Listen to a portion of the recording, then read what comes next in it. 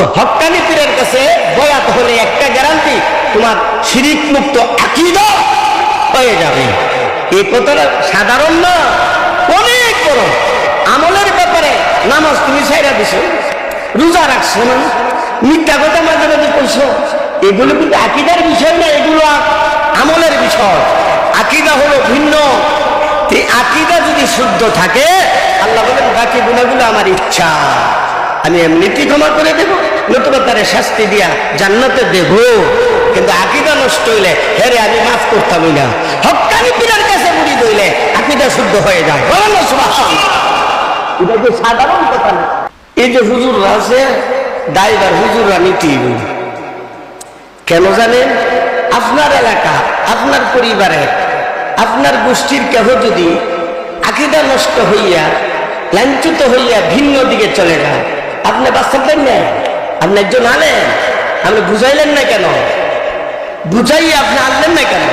আপনি যদি বুঝাইয়া থাকেন তাহলে দায় মুক্ত। আমি চেষ্টা করছি, আপনি যদি চেষ্টাই না করেন, তসবিলে হুদা মসজিদে বই এতেন আর জিকির আজকার করেন, জিকির আজকার করেন। আর লোকের সাথী সঙ্গী যারা আছে, আস্তে আস্তে বেলাইনে চলে যাচ্ছে, আকীদা নষ্ট হইয়া জাহান্নামী হচ্ছে। আর আপনি সারা রাত তাহাজ্জুদ করেন, এরাও অভিযোগ করে তোমরা জাহান্নামে নিব। আল্লাহ নিজে নিজে আমল করছে, হক কথা তো আমাদের কাছে কোনোদিন বলে নাই। এই জন্য মুতামিমের অধীনস্থ লোকেরা যদি বেলাইনে জায়গা, মুতামিমে দায়রা বুঝাইছো না কেন? বুঝানোর পরে যদি না মানে, তোমার কোনো দোষ নাই, তুমি তো চেষ্টা করছো।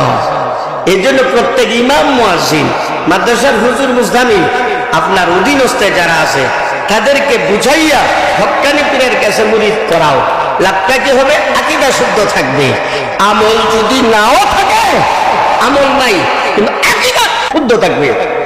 আর আকীদা বিশ্বাস যদি শুদ্ধ থাকে, বুখারীর হাদিস, এত চমৎকার হাদিস যে আমার সাথে যারা সাক্ষাৎ করবে কিন্তু আমার সাথে শিরিক করে নাই, আকীদা নষ্ট না, তারা আমি জান্নাত দিয়া দিই। বলেন সুবহানাল্লাহ। জান্নাত দিয়া দিবে এমনিতেই মাফ করে, অথবা শাস্তি খাটাইয়া। আর শিরিক কইরা যদি আমার কাছে আসে, আমি তাকে কি করব না? ক্ষমা করব না। দুনিয়াতে কিন্তু যখন খুশি তখন মাফ চাইলে, 1 কোটি শিরিকের গুনাহ যদি করো আর এখন যদি আল্লাহর কাছে তওবা করো, আল্লাহ কথা মাফ। বলেন না সুবহানাল্লাহ।